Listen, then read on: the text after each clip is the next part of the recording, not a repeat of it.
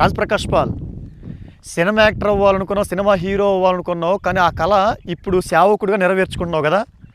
అర్థమవుతుంది నీ గురించి. దేవుడే నీ గురించి సాక్ష్యం ఇస్తున్నాడు. నువ్వు నా బిడ్డవు కావు, నా సేవకుడు కావు, నేను ఏర్పరచుకుంది సత్య సువార్త ప్రకటించడానికి. కానీ నువ్వేం చేశావు? నమ్మక ద్రోహం చేస్తున్నావు, నా నామం అన్ని జనుల మధ్య అవమానపరుస్తున్నావు. ఒకసారి గుండు కొట్టించుకొని యోబు గారు గుండు కొట్టించుకున్నట్టు నేను కొట్టించుకున్నాను అన్నావు. యోబు గారు ఎందుకు కొట్టించుకున్నాడు? యోబు గారు పిల్లలను కోల్పోయాడు, ఆస్తిని కోల్పోయాడు, సమస్తాన్ని కోల్పోయాడు. యెహోవా ఇచ్చును, యెహోవా తీసుకుని పోయును అంటే నిదర్శనానికి గుండు కొట్టించుకున్నాడు. కానీ నువ్వేం చేసావు? తెల్లంటికీలు వస్తున్నాయని చెప్పేసి ఎవరు కనుక్కోకూడదు అని చెప్పేసి ఎన్నే గుండు కొట్టించేసావు. తర్వాత నువ్వు ఒక్కసారి ఆలోచించు. నీ ఫీలింగ్స్, నీ ఆశలు అన్నీ కూడా లోకం మీద నేను ఏదో గొప్ప కనపరావాలి, గొప్ప సినిమా యాక్టర్గా కనపరావాలి, మైకేల్ జాన్సన్గా కనపరావాలి. తర్వాత నీ దృష్టికి నువ్వు ఒక్కసారి ఆలోచించుకో. దేవుడికి నువ్వు ఎంత దూరం అయిపోయావు. మొన్న ఏమన్నావు? ఆనంద కీర్తనల పాటలు అవన్నీ భక్తులు ఎంతో దేవుడికి దగ్గరయ్యి ఆత్మీయ గీతాలు ప్రపంచానికి విడుదల చేయడానికి వారు ఎంతో ప్రయాసంతో గొప్ప గొప్ప పాటలు, దేవుడికి ఆనందపరిచే పాటలు రాసి ప్రపంచానికి విడుదల చేస్తే ఆ పాటలు నువ్వేమన్నావు?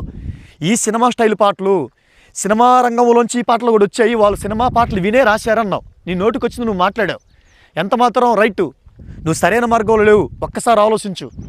అదిగాక నువ్వు ఆలోచి ఒక్కసారి. ఆ తర్వాత నీ సంఘంలో యవనస్తులు వస్తున్నారు వాక్యం వినటానికి. వాళ్ళని నువ్వేం చేస్తున్నావు? క్లబ్బుల్లా చేసావు. నీ మందిరాన్ని క్లబ్బులా చేసావు. నువ్వు ఎక్కడైతే మీటింగ్ చేస్తున్నావు అది క్లబ్గా మార్చుకున్నావు. అమ్మాయిలు, అబ్బాయిలు, యవనస్తులు నా యేసు మంచివాడని ఎగురుతున్నారు. ఇద్దరు కలిసిపోయారు. భయంకరంగా రోతగా నీ సంఘం ఉంది, గుర్తుపెట్టుకో. అలాగే నిన్ను ప్రోత్సహించే వాళ్ళు కూడా ఉన్నారు లోకంలో. కిరణ్ పాలు, రాజ్‌ప్రకాష్ పాల్ ఏం తప్పన్నాడు? గుండు తప్పేంటి? ఇంకా నువ్వు చేసే ప్రతి ఒక్కదానికి దుర్మార్గులైన సేవకులందరూ కూడా నిన్ను ప్రోత్సహిస్తున్నారు. వాళ్ళ మాయలో పడిపోకు. వాళ్ళు నాశనంలో ఉన్నారు, నువ్వు అంతకంటే ఎక్కువ నాశనంలో ఉన్నావు. నువ్వు ఒక్కసారి సరి చేసుకో. అయినా ఉన్నోడిని ఒకలా చూస్తారు, ఉన్నోడికి అగ్రపీఠాలు వేస్తారు, లేనివాడినేమో వీడు ఆశీర్వాదం లేనోడు అని చెప్పేసి వాడిని చేదరిస్తారా? యేసుక్రీస్తు భూమి మీదకి వచ్చినప్పుడు ముందు ఎవరి దగ్గరికి వెళ్ళారు? పేదవాళ్ళ దగ్గరికి వెళ్ళారు, జాలర్ దగ్గరికి వెళ్ళాడు, వాళ్ళని ఏర్పరచుకున్న తర్వాత ఏమన్నాడు? బేదలకు సువార్త ప్రకటించండి అన్నాడు. బేదలని మీరు ధన్యులు అన్నాడు. మీరేం చేస్తున్నారు?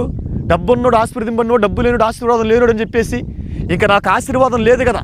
కష్టాల్లో బాధల్లో ఉన్నవాడు మీ మాటలు విన్నప్పుడు ఏమనుకుంటారో తెలుసా? నాకు ఆశీర్వాదం లేదు, ఇంకా నాకు చావే గురి అని వెళ్ళిపోతాడు. ఇంకోటి, నీ భార్య నువ్వు హత్తుకుంటూ ఒకరికొకరు మరి ప్రెగ్నెంట్గా ఉన్నప్పుడు కడుపు పట్టుకొని ఒక స్టైల్గా ఫోటోలు దిగటం, ఇంకో విధంగా ఆమెను పట్టుకొని నడిపించటం, ఆ సినిమా హీరోయిన్ల పోజులు ఇస్తూ సినిమా యాక్టర్లు ఎక్స్పోజింగ్ ఎలా ఇస్తారో మీరు కూడా తెర మీద ఏది సువార్త ప్రకటించే పబ్లిక్లో మీరు చేసే వీడియోలు ఎంత నీచంగా ఉన్నాయో తెలుసా?